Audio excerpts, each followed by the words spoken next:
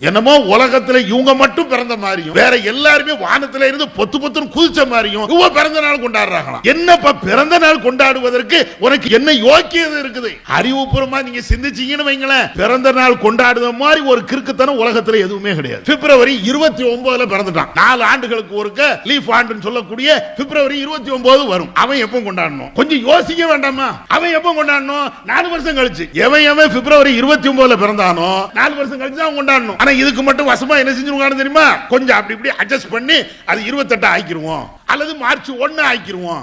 ஏன்? அறிவுபூர்வமாக நீங்க சிந்திச்சா இது கிறுக்குத்தனம் வழங்கலையா? எவனோ ஒருத்தன் காட்டி தந்திருப்பான். கண்மூடித்தனமாக பின்பற்றதுடைய விளைவுதான் இப்படி வந்து நிக்குது. அப்ப அதனால நீங்க கொஞ்சம் யோசிச்சு பாத்தீங்கன்னா இது எவ்வளவு பெரிய தவறுங்கிறது விளங்கும். நீ பிறக்கிறதுக்கு கஷ்டப்பட்டது உன்னுடைய தாய். அவ்வளவு கஷ்டப்பட்டாளா இல்லையா? நீ வயிற்றுல இருந்து வெளியே வருவதற்கு அவ உயிரை கொடுத்து ஒன்ன பெத்தாள. அந்த தாய்க்கு நீ என்ன செஞ்ச? அந்த தாய்க்கு சாப்பாடு போட்டியா? அந்த தாய்க்கு மருந்து வாங்கி கொடுத்தியா? அந்த தாயை நீ சீராட்டினியா? அந்த தாயுடைய பேச்சை நீ கேட்டியா? அந்த தாய்க்கு செய்ய வேண்டிய உபகாரங்களை நீ செஞ்சியா? அட என்னடா நீ பர்த்டே கொண்டாடுவதில் என்ன அர்த்தம் இருக்கிறது? இந்த பர்த்டே கொண்டாடக்கூடிய மூஞ்சிகள் எல்லாத்தையும் நீங்க பாருங்க. அம்மாவும் மதிக்க மாட்டான், பெற்றோர்களை மதிக்க மாட்டான், அவங்க பேச்சை கேட்கவே மாட்டான். அந்த மாதிரி ஆட்கள் தான் நாங்க பர்த்டே கொண்டாடுறோம். பர்த்டே கொண்டாடுறதுக்கு நீனா பிறந்து வந்தா சரி. உன்னை பெற்றெடுக்கிறதுக்கு யாருமே இல்லாம நானா பிறந்து வந்தேன், பர்த்டே கொண்டாடு. உலகத்துல எல்லாம் ஒரு ஆணு பெண்ணுக்கு பிறந்தாங்க. நான் அப்படி பிறக்கலப்பா, இந்த பூமியை புத்துக்கிட்டு வந்தேன், அதனால எனக்கு அந்த தகுதி இருக்குன்னு சொல்லு. கணேசருக்குரிய சகோதரர்களே, தாய்மார்களே, இறைவனுடைய பேரருளால் தமிழ்நாடு தௌஹீத் ஜமாஅத்தின் சார்பிலே 6ஆம் பண்ணை கிளையின் சார்பிலே இந்த நிகழ்ச்சி ஏற்பாடு செய்யப்பட்டு வெகு சிறப்பாக இதுவரையும் நடைபெற்றது. எனக்கு வழங்கப்பட்டு இருக்கக்கூடிய இந்த தலைப்பின் கீழ் ஒரு சில செய்திகளை மாத்திரம் சுருக்கமாக சொல்லலாம் என எண்ணுகிறேன். குறுகிய நேரம் அதிலே பேசி முடிச்சிருவோம் இன்ஷா அல்லாஹ். அன்பு சகோதரர்களே, எனக்கு வழங்கப்பட்டிருக்கக்கூடிய தலைப்பு சத்திய கொள்கையில் சமரசம் இல்லாத இப்ராஹிம் நபி என்ற ஒரு தலைப்பு வழங்கப்பட்டு இருக்கிறது. இப்ராஹிம் நபி என்றாலேயே கொள்கைக்கு மறுபெயர் இப்ராஹிம் என்று சொல்லலாம். ஒவ்வொரு விஷயத்திலையும் கம்பீரமாக அதே நேரத்தில் தன்னடக்கத்தோடு இந்த கொள்கைக்காக வாழ்ந்தவர் என்றால் அது இப்ராஹிம் நபி. அவர்களுடைய பேச்சு, அவர்களுடைய செயல்பாடு, அவர்கள் காட்டித்தந்த பல்வேறு செயல் திட்டங்கள் அனைத்துமே மனித சமுதாயத்திற்கு ஒரு முன்மாதிரியாகவும், ஒரு கொள்கைவாதி எப்படி நடக்க வேண்டும் என்பதற்கு ஒரு முன்மாதிரியாகவும் திகழ்ந்தது என்பதை திருமறை குர்ஆனிலே பல்வேறு இடங்களிலே இப்ராஹிம் நபியுடைய வரலாறை படிக்கின்ற பொழுது புரிந்து கொள்கிறோம். அந்த வரிசையிலே இப்ராஹிம் நபி அவர்கள் எல்லா விதத்திலையும் சிறப்பாக செயல்பட்டாலும் ஒரு முக்கியமான ஒரு விஷயத்தில் இப்ராஹிம் நபி அவர்கள் எல்லா மனிதர்களுக்கும், குறிப்பாக தௌஹீத்வாதிகளுக்கு ஒரு முன்மாதிரியாக திகழ்கிறார்கள். எந்த அடிப்படையில்? இன்றைய காலகட்டத்தில் நமக்கு மிக முக்கியமாக தேவையாக இருக்கக்கூடிய ஒரு விஷயம், இறைவனிடமிருந்து வந்து இருக்கக்கூடிய வஹி செய்தியை மாத்திரம் பின்பற்ற வேண்டும். இந்த வஹி செய்தியை பின்பற்ற வேண்டும் என்ற அந்த விஷயத்திலேயும் இப்ராஹிம் நபி அவர்கள் ஒரு முன்னோடி. இன்றைக்கு வஹி செய்தியை விட்டு மனித கருத்துக்களை மார்க்க கருத்துக்களாக பின்பற்றுவதின் காரணத்தினால ஏராளமான விபரீதமான செயல்பாடுகள் நம்முடைய சமுதாயத்திலே நிலவி வருவதை பார்க்கலாம். வஹியை மாத்திரம் பின்பற்றி இருந்தால், இறைவனுடைய அந்த செய்தியை மாத்திரம் பின்பற்றி இருந்தால் நம்முடைய சமூகம் இன்றைக்கு எங்கேயோ முன்னேறி சென்று இருக்கும். ஆனால் வஹியை விட்டுவிட்டு, இறை செய்திகளை விட்டுவிட்டு, இறை செய்திகளை கொண்டு வந்த நபிமார்களுடைய செய்திகள் அனைத்தையும் புறந்தள்ளிவிட்டு, அவர் சொன்னார், இவர் சொன்னார், இவர் பேச்சு, அவர் பேச்சு என்பதையெல்லாம் பின்பற்றியதின் காரணத்தினால ஏராளமான வழிகேடுகளும் அனாச்சாரங்களும் இந்த சமுதாயத்திலே இன்றைக்கும் நிலைத்து இருக்கிறது. இப்ராஹிம் நபி அவர்கள் கொள்கையிலே தடம்புரளாமல் இருப்பதற்கு, சமரசம் இல்லாத ஒரு கொள்கையை அவர்கள் பேசியதற்கு, அதிலே நிலைத்து நிற்பதற்கு அடிப்படையான விஷயமே என்னவென்றால், வஹி என்று ஒன்று இருக்கிறது என்றால் அதுக்கு மாறு செய்ய மாட்டாங்க. வஹியில இறைவன் எதை கட்டளையிடுகிறானோ அதை அப்படியே சிரமணிந்து ஏற்று செயல்படுத்துவார்கள். இதுதான் இப்ராஹிம் நபியுடைய தனி சிறப்பு. இதை திருமறை குர்ஆன்ல பல்வேறு இடங்களில் அல்லாஹ் சொல்லி காட்டுகிறார். இப்ராஹிம் நபி அவர்களுடைய பெற்றோருக்கு பல்வேறு கோணத்திலே ஏகத்துவத்தை எடுத்து சொல்கிறார்கள் இப்ராஹிம் நபி. ஒரு கட்டத்தில் இப்ராஹிம் நபி அவர்களை இப்ராஹிம் நபியுடைய பெற்றோர்கள் கடுமையாக எதிர்க்கிறார்கள். இல்லம் தன்தஹி அர்ஜு மன்னக, இப்ராஹிமே உன்னுடைய கொள்கையை நீ விட்டுவிடவில்லை என்றால் உன்னை கல்லால் அடிப்பேன் என்றெல்லாம் அவருடைய தந்தை பேசுகிறார்கள். ஆனாலும் கூட இப்ராஹிம் நபி அவர்கள் ரொம்ப பொறுமைசாலி. திருமறை குர்ஆன்ல பல்வேறு இடங்களில் அல்லாஹ் திரும்ப திரும்ப இந்த வார்த்தையை சொல்வான். இந்த பொறுமைசாலியாக இருக்கக்கூடிய நற்குணங்கள் கொண்ட அந்த இப்ராஹிம் நபி, என்னுடைய தந்தை இறைவனுக்கு எவ்வளவு மாறு செய்தாலும், இறைவன் தடுத்த அந்த இணை வைப்பு என்ற அந்த பாவத்தை அவர் செய்து இருந்தாலும், அவருக்காக வேண்டி இறைவனிடத்திலே நான் பாவ மன்னிப்பு தேடுவேன் என்று இப்ராஹிம் நபி பேசியிருந்தார்கள். பெற்றோர் இறைவனுக்கு விரோதியாக, இறைவன் தடுத்த ஒரு பாவமான காரியத்தை, சிறுக்கான காரியத்தை அவர் செய்து கொண்டு இருக்கிறார். ஆனாலும் கூட என்னுடைய பெற்றோருக்காக, என்னுடைய தந்தைக்காக வேண்டி நான் பிரார்த்தனை செய்வேன், பாவ மன்னிப்பு தேடுவேன். இது இப்ராஹிம் நபி அவர்கள் ஆரம்பத்தில் இந்த நிலையில இருந்தாங்க. அல்லாஹ் தடுக்கிறான், உன்னுடைய பெற்றோருக்கு நீ பாவ மன்னிப்பு தேடக்கூடாது என்று இறைவன் தடுக்கிறான். இப்பொழுது இறைவனுடைய இந்த வார்த்தையை கேட்டு இப்ராஹிம் நபி அவர்கள் எப்படி நடக்கிறார்கள் என்று நீங்க பாருங்க. மாகான இஸ்திக்ஃபாரு இப்ராஹிம் அலி அபிஹி இல்லா அன் மௌஇதத்தின் வாதஹா. இப்ராஹிம் நபி அவர்கள் தன்னுடைய பெற்றோருக்காக வேண்டி அவர்கள் பாவ மன்னிப்பு தேடியதெல்லாம் அல்லாஹ் அவர்களுக்கு வழங்கிய ஒரு வாக்குறுதியின் காரணத்தினால பாவ மன்னிப்பு தேடினார்கள். அதே நேரத்தில் என்றைக்கு அல்லாஹ் அவர் இறைவனுடைய விரோதி என்று தெளிவுபடுத்தி விட்டானோ அதற்கு பின்னால் அந்த செயலில் இருந்து அவர்கள் மாறிவிட்டார்கள். ஃபலம்மா தபய்யன லஹு அன்னஹு அதுவுல் லில்லாஹ், தன்னுடைய பெற்றோர் இறைவனுக்கு விரோதி என்று இப்ராஹிம் நபி அவர்களுக்கு தெரிய வந்த பொழுது உடனே அதுல இருந்து அவர்கள் மீண்டு வந்து விட்டார்கள். அல்லாஹ் சொல்கிறான், உன்னுடைய பெற்றோர் உன்னை பெற்றெடுத்தவராக இருக்கலாம், உன்னை வளர்த்தவராக இருக்கலாம், உனக்கு பல்வேறு நன்மைகளை சொல்லித் தந்தவராக இருக்கலாம், உனக்கு நெருங்கிய உறவுக்காரராக இருக்கலாம். ஆனால் அவர் அப்படி வாழ்ந்தது உண்மையாக ஏகத்துவத்தில் இருந்தால் அவருக்கு நீ பாவ மன்னிப்பு தேடலாம், எல்லா விதமான நன்மையான காரியத்தையும் செய்யலாம். ஆனால் இறைவனுடைய விரோதி, அவருக்கு நீ பாவ மன்னிப்பு தேடாதே என்று சொன்ன உடனே இப்ராஹிம் நபி அப்படியே விலகி வராங்க. கொஞ்சம் யோசிச்சு பாருங்க, இறைவன் சொல்லுகிறான் அவர் விரோதி, எனக்கு விரோதி, அவனோடு நீ சேராத, அவருக்காக பாவ மன்னிப்பு தேடாத என்று சொன்ன மாத்திரத்திலேயே வஹி செய்திக்கு, இறைவனுடைய அந்த கட்டளைக்கு இப்ராஹிம் நபி அப்படியே கட்டுப்பட்டு நடக்கக்கூடியவர்களாக இருந்தார்கள். இதுதான் இப்ராஹிம் நபி. இது ரசூலாட்டை நீங்க பார்க்கலாமே.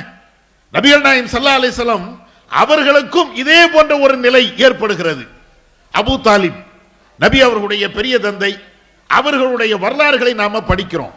அவர் இஸ்லாத்துக்கு வரவில்லை, கடைசி காலம், சக்கராத்துடைய நேரம், இன்னும் கொஞ்ச நேரத்தில் மரணத்தை தழுவுகின்ற ஒரு நேரம். நபி அவர்கள் வருகிறார்கள், அபூ தாலிபிடத்திலே சொல்லிக் கொண்டே இருக்கிறார்கள், நீ லா இலாஹ இல்லல்லாஹ் என்ற வார்த்தையை மாத்திரம் நீங்கள் சொல்லிவிடுங்கள், உங்களுக்காக வேண்டி இறைவனிடத்தில் நான் பாவ மன்னிப்பு தேடுவேன்.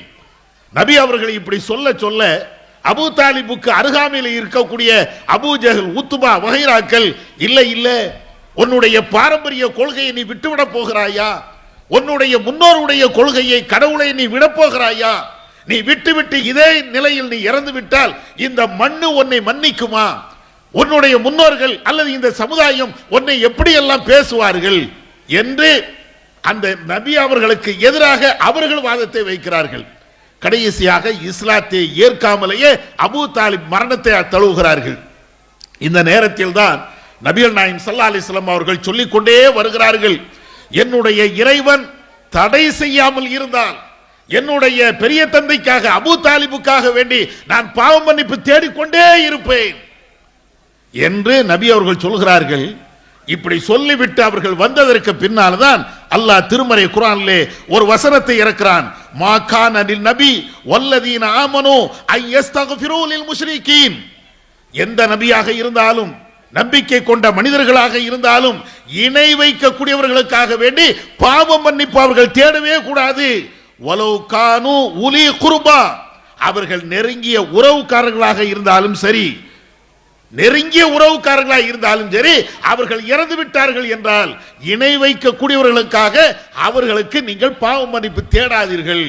இந்த வசனத்தை அல்லாஹ் இறக்கின உடனே நபிகள் நாயகம் ஸல்லல்லாஹு அலைஹி வஸல்லம் அவர்கள் அந்த செயலில் இருந்து விலகி வந்துட்டாங்க. இப்ராஹிம் நபி தன்னுடைய பெற்றோருக்காக வேண்டி பாவ மன்னிப்பு தேட மாட்டார்கள். நபிகள் நாயகம் ஸல்லல்லாஹு அலைஹி வஸல்லம் அவர்களும் தன்னுடைய பெற்றோருக்காக வேண்டி பாவ மன்னிப்பு தேட மாட்டார்கள். காரணம் என்ன? இணை வைத்து விட்ட நிலையில் எவர்கள் இறந்து விட்டார்களோ அது உனக்கு நெருங்கிய உறவு, உன்னை பெற்றெடுத்த தாய் தந்தை யாராக இருந்தாலும் அவர்களுக்காக வேண்டி நீ பிரார்த்தனை செய்யாத, இறைவனிடத்தில் பாவ மன்னிப்பு தேடாத. இந்த வஹி செய்தி இதுக்கு ரசூலுல்லாஹ் எப்படி கட்டுப்படுறாங்க, இப்ராஹிம் நபி எப்படி கட்டுப்பட்டாங்க, நாம எந்த லட்சணத்துல இருக்கிறோம் எல்லாத்தையும் பார்க்கணும்ல. பேர் இப்ராஹிம்னு வைக்கிறோம், பேரு இஸ்மாயில்னு வைக்கிறோம். நாங்களெல்லாம் நபிமாருடைய வாரிசு என்று சில பேர் இன்னைக்கும் பீத்திக்கிட்டு அலைகிறாங்க. சரி, இப்படி எல்லாம் பேசுறீங்களப்பா, இப்ராஹிம் நபி அவர்கள் காட்டி தந்த இந்த வஹியை மாத்திரம் தான் பின்பற்ற வேண்டும், இறைவனுடைய உத்தரவுக்கு மாறு செய்யாமல் வாழ்ந்தார்களே, அந்த மாதிரி நீங்க வாழ்றீங்களா? நம்ம வாழ்கிறோமா? வஹி செய்தியை பின்பற்ற வேண்டும் என்பதுதானே அவர்களுடைய அடிப்படையான கொள்கையாக இருந்தது. இப்ராஹிம் நபியுடைய எல்லா விஷயத்தையும் நீங்க பாருங்க, எது எது எல்லாம் இறைவன் அவர்களுக்கு வழியாக சொன்னானோ அத்தனை நிறைவேற்றினார்கள். மனைவியை கொண்டு வனாந்தரத்தில் மக்களை இல்லாத, செடி கொடிகளை இல்லாத, உயிரினங்களும் இல்லாத அந்த இடத்துல கொண்டு போய் விடுவாங்க. நம்மளாம் எகத்தாலும் பேசுவோம், என்னடா இது அல்லாஹ்வுடைய உத்தரவு இப்படியா வரும், அறிவுபூர்வமா வர வேண்டாமா, இப்படி எல்லாம் நம்ம தான் யோசிப்போம். ஆனா இப்ராஹிம் நபியுடைய காலத்தில் உத்தரவு வருகிறது, அந்த உத்தரவை ஏற்றுக்கொண்டு மனைவியும் பிள்ளையும் கொண்டு போய் தன்னந்தனியா விட்டுட்டு வராங்க. வரலாறுல படிக்கிறோமா இல்லையா? இப்ராஹிம் நபியுடைய மனைவி இப்ராஹிம் நபி இடத்துல கேட்கிறாங்க, இப்ராஹிமே ஐன ததுஹப், எங்களை இந்த இடத்துல விட்டுவிட்டு நீங்க எங்க போறீங்க? இப்ராஹிம் நபி பதிலே பேசல, போய்கிட்டே இருக்கிறாங்க. மனைவியும் பிள்ளையும் விட்டுட்டு திரும்ப கேட்கிறாங்க. மனைவி கேட்கிறாங்க, என்ன இங்க விட்டுட்டு போறீங்களே, யாருடைய உத்தரவு? அல்லாஹு அமரக்க, அல்லாஹ் தான் உங்களுக்கு இப்படி வஹி அனுப்பினானா? என்னையும் என் பிள்ளையும் தன்னந்தனியாக இந்த காட்டிலே வனாந்தரத்திலே விட வேண்டும் என்று இறைவன் சொன்னானா? ஆமா. இப்ராஹிம் நபி ஒரே பதில், ஆமா. அப்படி என்றால் இறைவன் எங்களை ஒரு காலத்திலையும் வீணடிக்க மாட்டான், எங்களை கைவிட மாட்டான். ஏன் விட்டாங்க? இப்ராஹிம் நபி இந்த செயலை செய்வதற்கு என்ன காரணம்? இறைவனுடைய உத்தரவு, வஹி உத்தரவு, அவ்வளவுதான். வஹி வந்து விட்டது என்றால், இறைவன்கிட்ட இருந்து கட்டளை வந்து விட்டது என்றால் அதை மூளையை வைத்து சிந்திக்க மாட்டாங்க, அறிவை வச்சு சிந்திக்க மாட்டாங்க. அல்லாஹ்வுடைய உத்தரவு செய்து முடிப்போம். இதுதான் நபி அவர்களுடைய நிலைப்பாடு, இப்ராஹிம் நபியுடைய நிலைப்பாடு. பிள்ளையா இருக்கணும். அல்லாஹ் கனவுல அப்படிப்பட்ட ஒரு நிலையை இப்ராஹிம் நபிக்கு அல்லாஹ் வழங்குகிறார். கனவுல தான், கனவுல வணங்கல ஒண்ணு. ஏன்னா நபிமார்களுக்கு வருகின்ற கனவுகள் எல்லாமே வஹி செய்தி. இந்த வஹி செய்தி இப்ராஹிம் நபிக்கு வருகிறது. உடனே பிள்ளைய கூப்பிடுறாங்க, யா புனைய இன்னி அராஃபில் மனாமி அன்னி அதுபஹுக ஃபன்னுர் மாதா தரா. என்னுடைய மகனே, நான் கனவு கண்டேன், இறைவன் எனக்கு வஹி அனுப்பி இருக்கிறான், உன்னை அறுத்து பலியிட வேண்டும் என்று இறைவன் சொல்கிறான், என்ன நினைக்கிற? பிள்ளையும் சொல்கிறது, ஃபஃபால் மா துமர் சதஜிதுனி இன்ஷாஅல்லாஹு மினஸ் சாபிரீன். இறைவன் உங்களுக்கு எதை கட்டளையிட்டு இருக்கிறானோ அந்த கட்டளை நீங்கள் நிறைவேற்றுங்கள், இறைவன் நாடினால் நான் பொறுமையாளராக இருப்பேன். தகப்பனும் பிள்ளையும் ரெண்டு பேருமே எதுல அவங்க உறுதியாக இருக்கிறார்கள் என்றால் இறைவனுடைய கட்டளை, இறைவனுடைய வஹி செய்தி. இறைவனுடைய வஹி செய்தி வந்துவிட்டால் அதுல மாற்றம் எதுவுமே கிடையாது. இதுதானே இப்ராஹிம் நபியுடைய முன்மாதிரி. சமரசம் இல்லாத ஒரு கொள்கையில் அவங்க இருந்தார்கள் என்றால் அதுக்கு அடிப்படை காரணமே ஒன்னே ஒண்ணுதான், வஹியில கரெக்டா இருந்தாங்க. அல்லாஹ்வுடைய கட்டளைக்கு ஒரு காலத்திலையும் மாற்று கருத்து அவங்க கிடையாது. திருக்குறான்ல மூமினுடைய பண்புகளை அல்லாஹ் சொல்வானே, மாக்கான மூமினின் வலா மூமினத்தின் இதா கலல்லாஹு வரசூலுஹு அம்ரா அன் யகூன லஹுமுல் ஹியரத்து மின் அம்ரிஹிம். மூமினான ஆணாக இருந்தாலும் மூமினான பெண்ணாக இருந்தாலும் அவர்களுக்கு இறைவன் புறத்தில் இருந்து ஒரு மார்க்க தீர்ப்பு வந்துவிட்டால் மாற்று அபிப்பிராயம் கொள்வதற்கு அவர்களுக்கு ஆகுமானதல்ல. மூமினான ஆண் மூமினான பெண்ணு அவங்க யாராக இருந்தாலும் அல்லாஹ்வுடைய வஹீ செய்தியா அல்லாஹ்வுடைய கட்டளையா அதுல இன்னொரு அபிப்பிராயம் வரவே கூடாது. வஹீ செய்தி என்றால் ஆமன்னா சல்லம்னா, நான் ஏற்றுக்கொண்டேன் கட்டுப்பட்டேன், அவ்வளவுதான். அதுல மாற்று கருத்து கிடையாது. இதை இப்ராஹிம் நபி காட்டி தந்தாங்க, அல்லாஹ்வுடைய தூதர் வாழ்ந்து காட்டி தந்தாங்க. ஆனா இன்னைக்கு நம்முடைய நிலை நீங்க என்னன்னு பாருங்க. ஒவ்வொரு விஷயமா நீங்க எடுத்து பாருங்க. இந்த ஊர்ல நடக்கக்கூடிய திருமணம் என்ற பெயரால நடக்கக்கூடிய அந்த சித்தாந்தங்கள் எல்லாத்தையும் நீங்க பாருங்க. எவ்வளவு அநியாயங்கள் நடக்கிறது, எவ்வளவு அக்கிரமங்கள் நடக்கிறது. ஒவ்வொரு நாளும் திருமணம் என்ற பெயரால அனாச்சாரங்கள் கூடிக்கொண்டே போகுதே தவிர எந்த அனாச்சாரமும் குறையவே இல்லை. திருமணம் என்பது நீங்களும் நானும் கண்டுபிடிச்ச ஒன்றா? இது இறைவன் நமக்கு காட்டி தந்த வழிமுறை. ஒரு ஆணும் ஒரு பெண்ணும் சேர்ந்து வாழ வேண்டும் என்றால், கணவன் மனைவியாக வாழ வேண்டும் என்றால் நீங்கள் சில ஒப்பந்தங்களை போட்டுக் கொள்ளுங்கள். அந்த ஒப்பந்தத்தின் அடிப்படையில் உங்களுடைய வாழ்க்கையை நீங்கள் துவங்குங்கள். திருமண வாழ்வை பற்றி திருமறை குர்ஆன்ல பல்வேறு இடங்கள்ல இறைவன் அப்படித்தானே சொல்லி தருகிறான். எத்தனை இடங்கள்ல ஃபன்கிஹு மா தாபலக்கும் மினன் நிசா, ஆண்களே உங்களுக்கு பிடித்தமான பெண்களை நீங்கள் மணமுடித்துக் கொள்ளுங்கள், இறைவனுடைய உத்தரவு. வஅன்கிஹுல் அயாமா மின்கும் வஸ்ஸாலிஹீன், உங்கள யாரெல்லாம் எத்தீம்களாக அனாதைகளாக வசதியற்றவர்களாக ஏழைகளாக இருக்கிறார்களோ அவர்களுக்கெல்லாம் திருமணத்தை நீங்கள் முடித்துக் கொடுங்கள், இறைவனுடைய வாக்கு. அப்ப இப்படி எல்லாம் திருமணம் சம்பந்தமாக திருமறை குர்ஆன் ஏராளமான இடங்களில் பேசுகிறது. நபிகள் நாயகம் ஸல்லல்லாஹு அலைஹி வஸல்லம் அவர்கள் திருமணத்தை எப்படி நடத்த வேண்டும், திருமணத்தை எப்படி செயல்படுத்த வேண்டும் என்பதை அல்லாஹ்வுடைய தூதர் அழகிய முறையில் பல்வேறு இடங்கள்ல நமக்கு தெளிவாக சொல்லி தந்தாங்க. திருமணத்தை பொறுத்தமட்டில் அது எப்படி இருக்கணும். முதல்ல கணவன் மனைவி ரெண்டு பேரும் அவங்க திருமணம் பண்ண போறாங்களா, ஒரு ஆணும் பெண்ணும் திருமணம் பண்ண போறாங்களா, முதல்ல அவங்களுடைய சம்மதம் வேணும். அடுத்து என்ன, மகர் கொடுக்க வேண்டும். அதுக்கு அடுத்து என்ன, அந்த திருமணத்திற்கு முன்பு அந்த வலி இருக்க வேண்டும். இப்படின்னு சில நிபந்தனைகள். ஆனா மாலை உண்டா, மரியாதை உண்டா, ஆராத்தி எடுக்கக்கூடிய அந்த கலாச்சாரம் உண்டா, வாழை மரம் நட்டுதல் உண்டா, சீரியல் விளக்குகள் உண்டா, ஆடம்பர இந்த லைட் டிசைன்கள் அது உண்டா, மாப்பிள்ளை ஊர்வலம் உண்டா, பெண் ஊர்வலம் உண்டா, பெண் விருந்து உண்டா? நபி அவர்கள் இந்த திருமணத்தை நமக்கு அழகான முறையில் காட்டி தந்தாங்களே, அந்த திருமணத்தை ஹதீஸ்ல போய் பாருங்க. ஹதீஸ்ல போய் நீங்க பார்த்தீர்கள் என்றால் நபிகள் நாயகம் ஸல்லல்லாஹு அலைஹி வஸல்லம் அவருடைய திருமணத்தை அழகாக நீங்கள் பார்க்கலாம், அற்புதமாக நீங்க பார்க்கலாம். அவ்வளவு எளிமை. ஒரு மனிதன் தன்னுடைய நகத்தை வெட்டி போடுவதற்கு எவ்வளவு எளிமையாக கடைபிடிப்பானோ, ஒரு மனிதன் தன்னுடைய முடிகளை களைவதற்கு எவ்வளவு எளிமையை கடைபிடிப்பானோ, ஒரு மனிதன் இன்ன பிற தன்னுடைய வீட்டு காரியங்களை செய்வதற்கு எவ்வளவு எளிமையாக அவன் கடந்து செல்வானோ அதே மாதிரிதான் திருமணத்தை ரசூலுல்லாஹ் சொன்னாங்க. ரசூலுல்லாஹ் காட்டி தந்த அந்த திருமணத்தை நீங்கள் பார்த்தீர்கள் என்றால், வஹீயின் அடிப்படையில் அவங்க செய்த அந்த திருமணத்தினுடைய வழிமுறைகளை பார்த்தீர்கள் என்றால், மாப்பிள்ளை வீட்டுக்கோ பெண்ணு வீட்டுக்கோ ஒரு கஷ்டமும் கிடையாது. ஆனா இன்னைக்கு சமுதாயத்தில் திருமணம் என்ற பேர்ல நாம அரங்கேற்றி வைத்திருக்கக்கூடிய நிலைகளை நீங்க பாருங்க.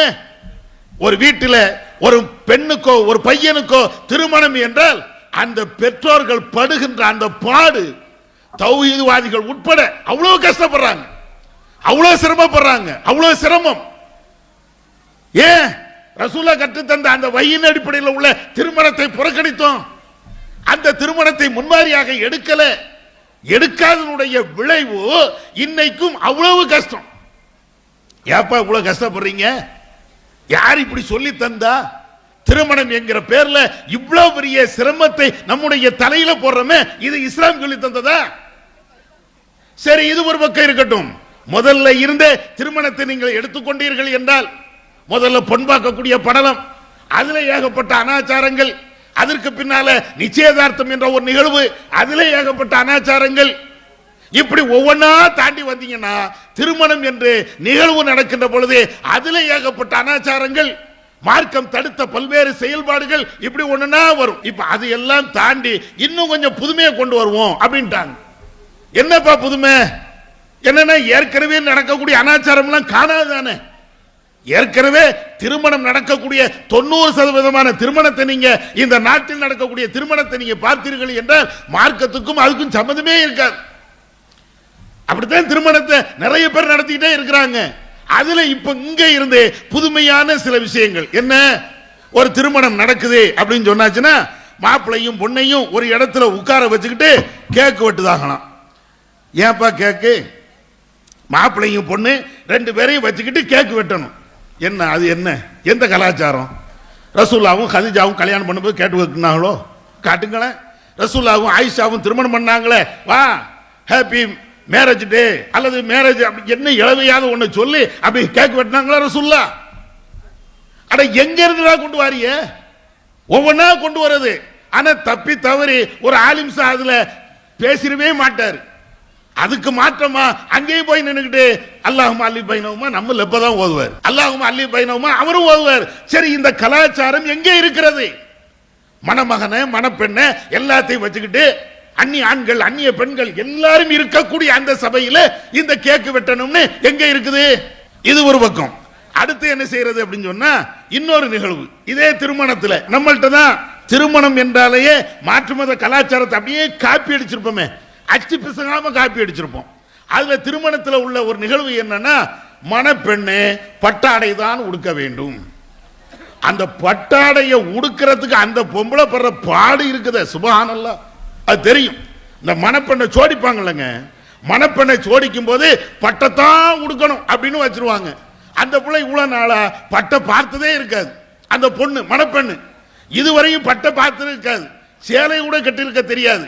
அந்த பெண்ணு சுடிதார் பழக்கத்திலே இருந்திருக்கும். இப்ப பட்டை கட்டுனா அது இடுப்புல நிக்க மாட்டேங்குது, என்ன செய்யனே தெரியல. அவன் அப்படியே ஒரு மாதிரியா சப்பரத்தை சோடிச்சு கொண்டு வந்த மாதிரி அந்த பொம்பளையை சோடிச்சு அப்படியே தள்ளிட்டே போறான். என்னடா பட்டு நழுவுது, கட்ட முடியல. இவ்வளவு கஷ்டப்பட்டு ஒரு பெண்ணுக்கு பட்டு அணிஞ்சு அப்படித்தான் புது பொண்ணு இருக்கணுமோ? ஏன் பட்டு இல்லைன்னா அது புது பொண்ணு இல்லையோ? இது எல்லாம் இன்னொரு பிற கலாச்சாரத்திலிருந்து நம்ம காப்பி அடிச்சிருக்கிறோம். பட்டு கட்ட வேண்டும் அப்படிங்கிறது அங்க உள்ள கலாச்சாரம். அதனாலதான் நிறைய ஜவுளி கடைக்கு பெரிய பிரபலமான பேர் என்ன தெரியுமா? கல்யாண பட்டுக்கு ராசியான கடை. எல்லாம் இந்த தாய்மார்களை வச்சுதான் போடுறான். கல்யாண பட்டுக்கு ராசியான கடை, பெரிய துணி கடை வச்சிருப்பான். அங்க உள்ளாடைகள்ல இருந்து எல்லா ஆடைகளும் இருக்கும். மற்ற ஆடைகளுக்கெல்லாம் பெருசா விளம்பரம் இருக்காது. ஆனா ஒன்னே உனக்கு மட்டும் விளம்பரம். என்ன விளம்பரம்? இது கல்யாண திருமண பட்டுக்கு பிரத்யேகமான ஒரு கடை. ஏன்? அந்த பட்டு இல்லை என்றால் திருமணமே இல்லை. திருமணம் என்றால் பட்டு இருக்கணும். பொம்பளை கண்டிப்பா பட்டு விழுத்தே தீரணும் மணப்பெண்ணு அப்படின்னு வச்சிருக்கிறோம்ல. சரி வைங்க, இது ஒரு பக்கம். இது தேவையில்லாத ஒரு வேலையை தலையில தூக்கி வச்சு சமைக்கிறோம், அது ஒரு பக்கம். இப்ப இந்த பட்டு யார் எடுத்து கொடுக்கணும்? மாப்பிள்ளை தான் எடுத்து கொடுக்கணும். சரி, மாப்பிள்ளை எடுத்து கொடுத்துட்டு போறான். உனக்கு என்ன? அந்த பட்டை எடுத்துக்கிட்டு பொண்ணு வீட்டுக்கு போகணுமா? பொண்ணு வீட்டுல போய் சோறத்தா சாப்பாடு, என்ன சாப்பாடு? இடியப்பத்தை தான், கரிய வையி, புரோட்டா வையி, வட்லாப்பத்தை வையி. அடே, ஒரு பட்டு 5000 ரூபாய்க்கு எடுத்திருப்பியா அல்ல 10,000 ரூபாய்க்கு எடுத்திருப்பியா? எவ்வளவு இருக்கட்டும், அந்த 10,000 ரூபாய் 15,000 ரூபாய் பட்டத்துக்கிட்டு போய் அந்த பொண்ணு வீட்டுல கொண்டு போய் கொடுத்துட்டு பொண்ணு வீட்டுல இருந்து ஒரு 40,000 ரூபாய்க்கு தின்னுட்டு வரான். கேட்டா இது தௌஹீத் கல்யாணம் தானே, தடை இருக்குதா? என்ன கேள்வின்னு பாருங்களேன். ஏன் தடை இருக்குதா என்பதை விட நபி அவர்கள் இந்த திருமணத்தை அவங்க வழிமுறையாக நமக்கு சொல்லி தந்தாங்களா சொல்லலையா? ஆயிஷாவுக்கு ரசூலுல்லாஹ் பட்டு எடுத்து கொடுத்தாங்களோ? அப்படி ஒரு திருமணத்தை நடத்தினாங்களா? சரி, நபியுடைய காலகட்டத்தில் நபி தோழர்கள் அவங்க எத்தனையோ கல்யாணம் பண்ணாங்களே, அந்த மணப்பெண்ணுக்கு இந்த பட்டை கொண்டு போனாங்களா? நீ கொண்டு போன மாதிரி கொடுத்து அந்த பெண்ணுடைய வீட்டில் நல்லா சாப்பிட்டுட்டு வந்தாங்களா? ரசூல்லா காட்டி தந்ததை தான் நம்ம கேட்கிறோம். அப்ப இவ்வளவு அனாச்சாரங்களை பண்ணிக்கிட்டு கேட்டா இதுதான் சரியான கல்யாணம். இதுக்கு 2 ஆலிம்சாக்கள் வேற. ஆமா, இதுதான் கரெக்ட். இந்த கல்யாணத்தை வச்சுக்கிதான் அன்னிக்காவும் மின் சுன்னத்திங்கிறீங்களே, வெக்கமா இல்ல? இதைத்தான் ரசூலா சொல்லி தந்தாங்களோ? பொண்ணு வீட்டு விருந்துல நல்ல சாப்பிடலாம் அப்படிங்கறத ரசூலா சொல்லினாங்களோ? எங்கே இருக்குது?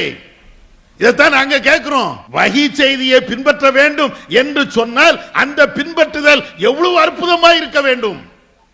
ரசூல்லா காட்டி தந்த வழியை என்னால் முடிஞ்ச அளவுக்கு நான் பின்பற்றுகிறேன். திருமண விஷயத்தில் பின்பற்றாம இருந்தா கூட பிரச்சனை இல்லை. ரசூல்லா கற்று தந்ததுக்கு மாற்றமாக செய்யாமலா இருக்கலாம்ல. ரசூல்லா ஒரு வழியை சொல்லி தந்திருக்கிறாங்க, சரிங்க என்னால முடிஞ்ச அளவுக்கு பின்பற்றுவேன். ஆனா ரசூல்லா காட்டி தராத எதையும் நான் செய்ய மாட்டேன் அப்படின்னா இருக்கணுமா இல்லையா? நான் அதை செய்வேன், நான் இதை செய்வேன் அப்படின்னா இது எங்க போகுது? இப்போ இத மாதிரி வஹியை விட்டு அப்படியே புறந்தள்ளி வஹி தேவையில்லை அப்படின்னு போறதுனால நம்முடைய முஸ்லிமுடைய கலாச்சாரங்கள் இப்ப எங்கேயோ பார்த்து போயிட்டே இருக்கிறது. வஹியை விட்டால் அந்த கேவலம் தான். எங்க போகுது தெரியுமில்ல? இதே ஊர்ல கொஞ்ச நாளைக்கு முன்னால் நடந்த சம்பவம் தான். நண்பர்கள் எல்லாரும் சேர்ந்து இருக்கிறாங்களாம். எல்லா நண்பர்களும் சேர்ந்து பர்த்டே கொண்டாடுறாங்களாம். எங்க கொண்டாடுறான் பர்த்டே? ஒவ்வொரு நேரத்திலையும் வீட்டில் கொண்டாடிட்டு இருந்தான். அடுத்த வீட்டுக்கு தெரியாம அணக்கம் இல்லாம கொண்டாடிக்கிட்டே இருந்தான். இப்ப என்னன்னா நைட்டு 10 மணிக்கு 11 மணிக்கு ஆத்துப்பாலம், கருங்குளம் ஆத்துப்பாலம் இருக்கா இல்லையா, அங்க போய் நின்றுக்கிட்டு ஹோன்னு சத்தம் போட்டு பர்த்டே கொண்டாடுறான். அங்க இருந்து போலீஸ்காரன் லத்தியோடி வந்தான். தொலைச்சு போடுவான்னா அதுக்குள்ளேயும் கேக்கையும் காணல, கொண்டாண்டவனையும் காணல. இப்ப இது எங்க இருக்குதுடா? நான் அதுதான் நான் கேட்கிறேன். நீங்க இப்ராஹிம் பேர் வைக்கிறீங்கல்ல, நபிமாருடைய பேரெல்லாம் வச்சிருக்கீங்கல்ல, முஸ்லிம்கள் என்று நீங்க பேசுறீங்கல்ல, முஸ்லிம்கள் என்றால் நமக்கு முன்மாறி ரசூல்லா இல்லையா?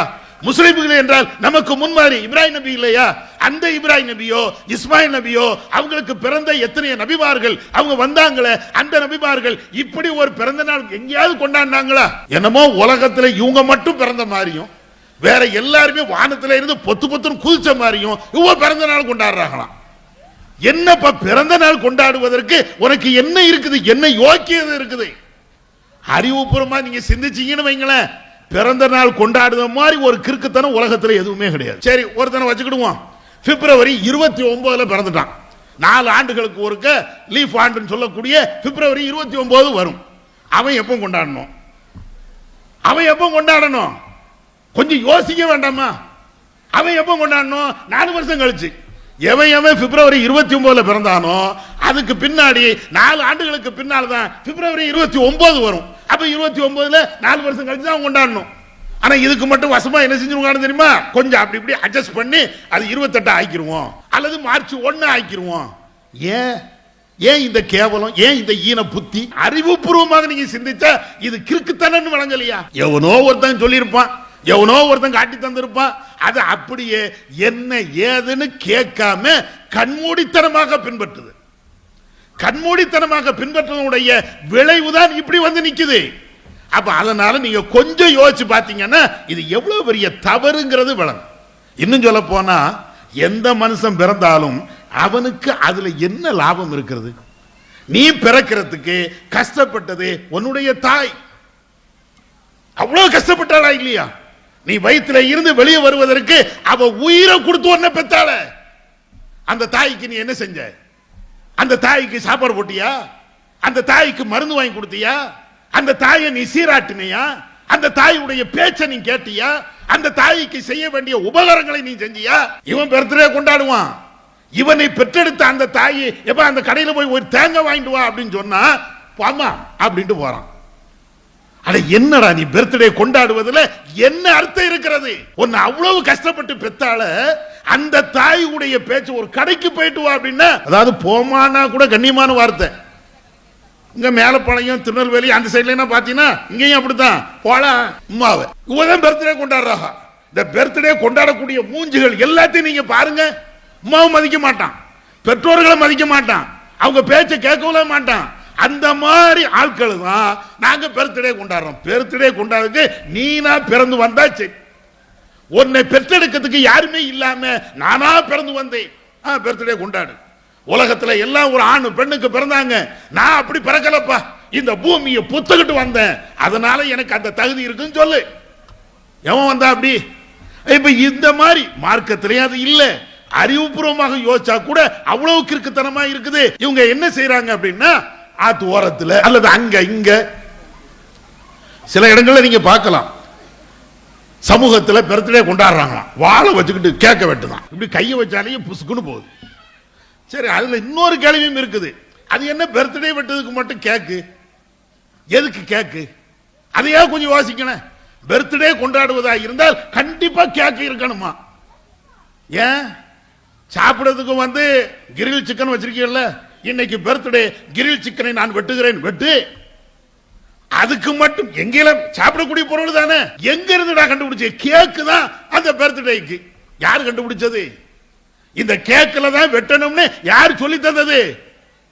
நீங்க தானே இஸ்லாமியர்கள், முஸ்லிம்கள் தானே இவ்வளவு செய்றீங்க. அப்ப முஸ்லிம்களுக்கு முன்மாதிரி ரசூல்லா, அந்த ரசூல்லா இந்த மாதிரி ஏதாவது செஞ்சாங்களா? இது எல்லாம் இப்படியே நீங்க ஒவ்வொன்னா யோசிச்சு பாத்தீங்கன்னா அவ்வளவு அழிச்சாட்டியங்கள், அவ்வளவு கிறுக்குத்தரங்கள் இந்த பிறந்த நாள் கொண்டாடுவதில் இருக்கிறது. இன்னும் சொல்ல போனா கொஞ்சம் பேருக்கு பிறந்த நாள் என்னன்னே தெரியாது, ஆனாலும் கொண்டாடுவான். எப்படி? எதையாவது ஒரு நாள்ல பிறந்த நாள் கொண்டாடுப்பா, இல்லன்னா நான் வேற மாதிரி போயிடும். நீ என்னைக்குடா பிறந்த? தெரியாதுடா, உர்றா. அடே காலையில பிறந்தியா சாயந்தரம் பிறந்தியாடா? அதெல்லாம் யாருக்கு தெரியும்? எங்க உமாட்டையில கேட்கணும். நான் பிறந்துட்டேன், ஏதாவது கொண்டாடு. இன்னும் கொஞ்சம் லூஸ் என்ன தெரியுமா? காலைல 5 மணிக்கு பிறந்திருப்பான்னு வைங்களேன், காலைல 5 மணிக்கு பிறந்தா கொண்டாடணும்ல, கொண்டாட மாட்டான். 12 மணிக்கு எந்திரிச்சு சுபுகும் தொழாம ஒரு இபாதத்தும் இல்லாம 12 மணிக்கு எஞ்சி, அல்லது நைட்டு 12 மணிக்கு. இங்கேயும் அப்படித்தானே, நைட்டு 10 மணிக்கு போய் நின்றுட்டு ஆத்துப்பாலத்தில் போய் கேட்க வந்தேன். ஏன் நீ நைட்டு 10 மணிக்கா பிறந்த? அப்படி அதை கேளுங்களேன். ஏன் நீ எங்கடா பிறந்த? எப்போ எந்த மணிக்கு பிறந்த? அப்ப கரெக்டா ஒரு வருஷத்துக்கு ஒருக்க இப்படி கொண்டாடணும்னா இப்ப நைட்டு 10 மணிக்கு தான் நீ பிறந்தியோ? தெரியாது. எங்க பார்த்தாலும் எவ்வளவு கேள்வி கேட்டாலும் அதுக்கு அறிவுபூர்வமாக நியாயமான ஏற்க தகுந்த எதுவுமே இருக்காது. எல்லாரும் கொண்டாடுறாங்க, நானும் கொண்டாடுறேன், இதை தவிர வேற எதுவுமே இருக்காது. பிறந்த நாள் கொண்டாடினா தப்பா? சில ஆலிம்சாக்கள் எம்ஜிஆருக்கு பிறந்த நாள் கொண்டாடுகிறார்கள், கருணாநிதிக்கு பிறந்த நாள் கொண்டாடுகிறார்கள், பெரிய அரசியல் தலைவருக்கு பிறந்த நாள் கொண்டாடுகிறார்கள். நபி பிறந்த நாளை கொண்டாடக்கூடாதா? அதான் நாங்க 40 வருஷமா கேட்டுக்கிறோம். அரே லூசு, உனக்கு முன்மாறி எம்ஜிஆரா ரசூல்லாவா? எதை நீ முன்மாதிரியா காட்டுத? எம்ஜிஆருக்கு பிறந்த நாள் கொண்டாடலாம் அப்படிங்கிறதுனால உனக்கு பிறந்த நாள் கொண்டாடலாமா? எம்ஜிஆருக்கு சிலை வச்சுட்டாங்க, என்ன செய்யணும்? அப்ப நீ சிலை வை.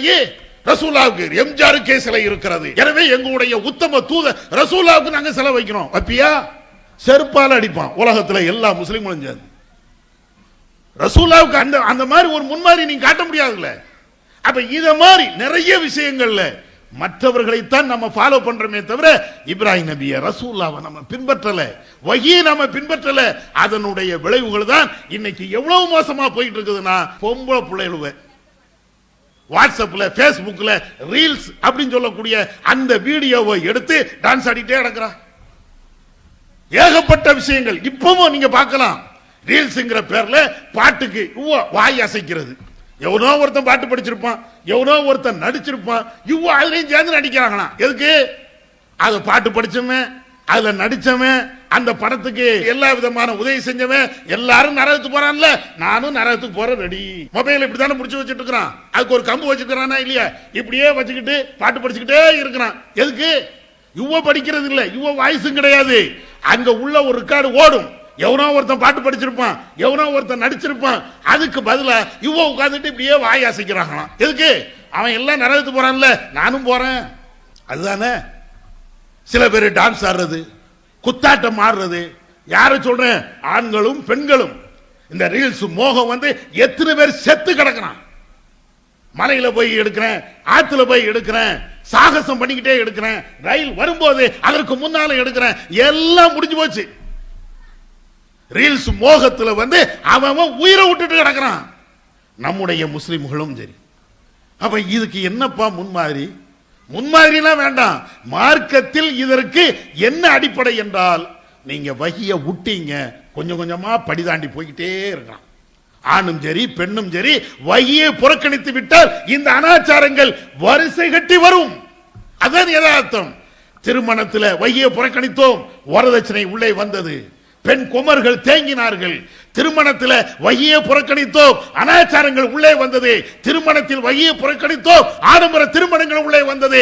திருமணத்தில் வஹியை புறக்கணித்தோம், இன்ன பிற மதத்தவருடைய கலாச்சாரங்கள் நம்முடைய வீடுகளிலே குடிகொண்டது. யதார்த்தம் தான். தாலி கட்டக்கூடிய கலாச்சாரங்கள் எங்க இருந்து வந்தது? வஹியை விட்டீங்க, அங்கே இருந்து நீங்க எடுத்தீங்க. வகியை புறக்கணிச்சீங்க, மாலை விடுகின்ற கலாச்சாரம் வந்தது. வகியை புறக்கணிச்சீங்க, வாழை மரம் நடுகின்ற அந்த கலாச்சாரம் வந்தது.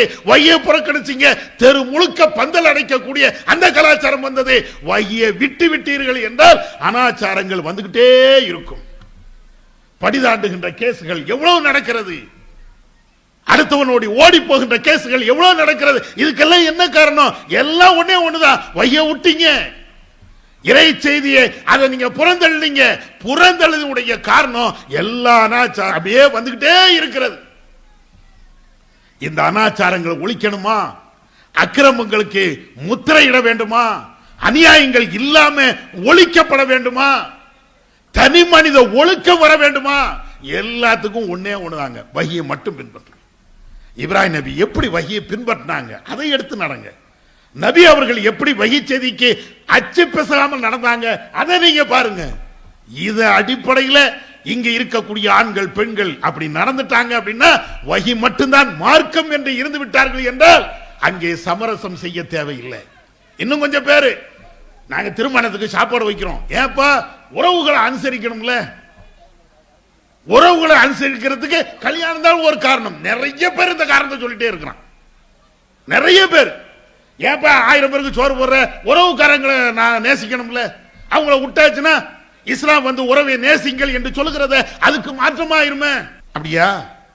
இப்ப நான் படிச்சு காட்டின ஆயத்து ஹதீஸ், இப்ராஹிம் நபியுடைய தந்தை யாரு? இப்ராஹிம் நபிக்கு தகப்பன் இல்லையா? இப்ராஹிம் நபியுடைய உறவு தானே, அவங்க இருந்தானே இப்ராஹிம் நபியை பிறந்தாங்க. ஆனாலும் அல்லாஹ் அவர் விரோதி என்கிறான், புறக்கணிங்கிறான். இப்ராஹிம் நபி புறக்கணிக்கலையா? நபி அவர்கள் அவங்களுடைய பெற்றோர்கிட்ட இருந்து வந்தவங்க தானே. அபூ தாலிப் தானே ரசூலுல்லாஹ்வை சின்ன வயசுல இருந்து வளர்த்தாங்க. அவருக்காக வேண்டி உன்னுடைய உறவாக இருந்தாலும் பிரார்த்தனை செய்யாத வெளியே வந்துரு அப்படிங்கிறான். ரசூலுல்லாஹ் புறக்கணிக்கலையா? உறவு என்பதை பேணணும். எப்போ? அவங்க தீமை செய்யாம இருந்தால், அவங்க நன்மையில வகி செய்தில ஒன்றுபட்டு இருந்தால் உறவை பேணலாம். அதே நேரத்தில் திருமணத்துல தான் உறவை பேணணும். எவன் சொன்னா? எந்த வகையில இருக்கிறது? இறைவன் சொன்னானா? திருமணத்துல உறவுக்காரங்கள் எல்லாத்தையும் கூப்பிட்டு நீ சாப்பாடு போடு, எங்க இருக்குது? திருமணம் ஒன்றுல தான் உறவை பேணணும் அப்படின்னு எங்க இருக்கிறது? காட்டுங்க. உறவை பேணணும்ல, உறவை பேணணும்ல, எங்க கண்டுபிடிச்ச காட்டு. ரசூலுல்லாஹ் திருமணத்துல உங்களுடைய உறவை பேணுங்கள் சொன்னதை காட்டுங்க. பொதுவா சொன்னதை கொண்டு போய் இங்க ஏன் நீங்க திணிக்கிறீங்க? பொதுவா உறவை பேணுங்கன்னாங்க. அது எப்போ? உன் உறவுக்காரன் வந்து ஆஸ்பத்திரியில் கிடக்கிறான், போய் பாரு, ஒரு 2 லட்சம் ரூபாய் கொடு. உன்னால கொடுக்க முடியுமா? உன் உறவுக்காரன் தானப்பா. உன் உறவுக்காரன் காய்ச்சல் தலைவலி வேற ஏதாவது ஒரு நோய் ஆஸ்பத்திரியில் அட்மிட் ஆயிருக்கிறான், போய் பார்க்க முடியுதா? 1 கிலோ ஆப்பிள் வாங்குறதுக்கு 1000 தடவை யோசிக்கிறேன். இவதான் உறவை பேண்டாகலாம். யாரு? இந்த நோயாளி இருக்கிறாங்கல்லங்க, அண்ணனோ தம்பியோ மாமனோ மச்சானோ அடுத்த வீட்டுக்கு, இந்த மாதிரி உறவுக்காரங்க யாராவது ஒரு ஆளு ஆஸ்பத்திரியில் படுத்துனான்னு வைங்களேன், ஒரு 2 கிலோ ஆப்பிள் வாங்கிட்டு போறதுக்கு இவன் யோசனையை பார்க்கணுமே. 2 கிலோவுக்கு என்ன ரேட்டு? இவதான் கல்யாணத்தில் உறவை பேண்டாகலாம். ஏன் ஆஸ்பத்திரி செலவு அந்த பில்லை நீ வாங்கி கட்ட? கல்யாணத்தில் உறவு பேணணும்னு முடிவு எடுக்கிறீங்களப்பா. உன் உறவுக்காரனுக்கு முடியலை என்றால் எவ்வளவுப்பா பில்லு? நான் கட்ட வரேன் சொல்லுவாப்பா. துண்டக்கான துணியக்காரன் ஓடுறான்.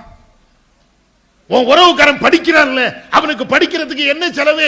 பில்ல கொண்டா, நான் கட்டுதேன். அவன் டாக்டர் படிக்கணுமா, இன்ஜினியர் படிக்கணுமா, வேற ஏதாவது தொழில்நுட்ப கல்வியை படிக்கணுமா, ஏன்ட்ட சொல்லு, அந்த செலவு நான் ஏத்துக்கிறேன். என் அண்ணன் மகன், என் மாமா மகன், என் மச்சா மகன், என் உறவுக்காரன். அப்ப நீ பேசு. அப்பமெல்லாம் உறவு கண்ணுக்கே தெரியாது. சொந்த பந்தங்கள் சாப்பாட்டுக்கு வழி இல்லாம இருக்கின்ற பொழுது கண்ணு தெரியாது. டிரெஸ்ஸுக்கு அல்லோலப்பட்டு இருக்கும் போது அவனுக்கு இவன் ஒரு ஆடை வாங்கி கொடுத்திருக்க மாட்டான், அப்ப கண்ணுக்கு தெரியாது. இவன் தன்னுடைய செல்வத்தை பெருமை காட்ட வேண்டும் என்பதற்காக வேண்டிய கல்யாணம் பண்ணும்போதுதான், ரசூலுல்லாஹ்வுக்கு மாற்றமாக ஒரு திருமணம் பண்ணும்போதுதான் இப்படி ஒரு சந்துல ஓட்டைக்குள்ள புகுந்து நாங்க உறவை பேணணும்ல, உறவை பேணணும்ல. முதல்ல விளங்கிடுங்க. தௌஹீத்வாதி சொன்னாலும் சரி, தௌஹீத் அல்லாதவர்கள் சொன்னாலும் சரி, கல்யாணத்தில் உறவை பேணணும் அப்படின்னு ஒருத்தன் வாதம் வச்சுட்டா ஆதாரத்தை கேளுங்க. ரசூலுல்லாஹ் கல்யாணம் பண்ணாங்க, உறவை எத்தனை உறவை கூப்பிட்டாங்க காட்டு. ரசூலுல்லாஹ் எவ்வளவு பேரை கூப்பிட்டு வச்சா? ஏன்னா ரசூலுல்லாஹ் குறைஷ் குடும்பம், அவங்க உறவுக்காரங்க நிறைய பேர் இருந்தாங்க. அதை விட சம்பந்த வழிகள், ஆயிஷாவை கட்டின அபூபக்கர், ஹப்சாவை கட்டின அவங்களுடைய தகப்பனார் உமர், இப்படின்னு நெருங்கிய தோழர்கள் இருந்தாங்க. இந்த சம்பந்த வழியை விட்டாச்சுன்னா இன்னைக்கு கல்யாணமே நாசமா போயிடும். ரசூலுல்லாஹ் எத்தனை சம்பந்த வழியை கூப்பிட்டாங்க, எத்தனை பேரை கூப்பிட்டாங்க காட்டுங்களேன். உறவை பேணணும், கல்யாணத்துல தான் பேணணும் அப்படின்னு ஒத்த கால்ல நிக்கிறீங்களப்பா. ஒத்த ஹதீஸ காட்டுங்க. யார் யாரெல்லாம் திருமணத்துல உறவு பேணணும் என்று ஒரு வாதத்தை வைத்து ஆடம்பர திருமணம் பண்ணுகிறீர்களோ உங்கள்கிட்ட ஒன்னே ஒண்ணுதான் கேட்கிறோம். ரசூலுல்லாஹ் அத்தனை கல்யாணம் பண்ணாங்க, அவங்க காலத்தில் அவ்வளவு திருமணம் நடந்திருக்கிறது.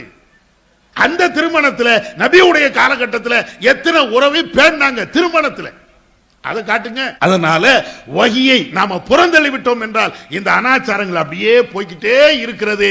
இறுதியாக அல்லாஹ் காப்பாற்றணும், ஈமானுக்கு வேட்டு வந்துடும். வஹியை நீங்க கொஞ்சம் கொஞ்சமா புறக்கணிக்க வஹி தேவையில்லை என்ற நிலைக்கு வர வர வர நம்முடைய ஈமானுக்கு தான் பாதிக்கும். கொள்கையில உறுதியா இருக்கணுமா? இப்ராஹிம் நபியை முன்மாதிரியா இருங்க. இப்ராஹிம் நபியுடைய முன்மாதிரியில மிக முக்கியமான முன்மாதிரி குர்ஆனையும் வஹி செய்தியையும் இறைவன்ட்ட இருந்து வந்த கட்டளைக்கு அவர்கள் உடனே அடிபணிஞ்சிருவாங்க. வியாக்கியானம் பேச மாட்டாங்க. அவங்கள்ட்ட வியாக்கியானம் பேசக்கூடிய சித்தாந்தம் அது இல்லை. நம்ம பேசுறோமே கல்யாணத்துக்கு அல்லது மற்ற விஷயங்களுக்கு, மார்க்கத்துக்கு புறம்பான எல்லாத்துக்கும் வியாக்கியானம் பேசுறோமே, இந்த வியாக்கியானம் இப்ராஹிம் நபிட்ட இல்ல, அல்லாஹ்வுடைய தூதரிடத்தில் இல்ல. அதை நாம பின்பற்றுவோம். கொள்கையில மார்க்கத்தை பின்பற்றக்கூடிய விஷயத்துல ஒரு காலத்திலையும் சமரசத்தை நாம விரும்ப வேண்டாம். அது இப்ராஹிம் நபி அவர்கள் காட்டி தந்த, நபி அவர்கள் காட்டி தந்த வழிமுறை இல்லை. எல்லா விதத்திலையும் இந்த மார்க்கத்தை ஏற்று அல்லாஹ் ரசூல் காட்டி தந்த அந்த வழியில நாம நடப்போம். மறுமையிலே சொர்க்கத்தை அடைய நாம பிரார்த்தனை செய்வோம். வல்லல்லாஹ் அல்லாஹ் அதற்கு அருள் செய்வானாக. அல்லாஹு அக்பர், அல்லாஹு அக்பர்.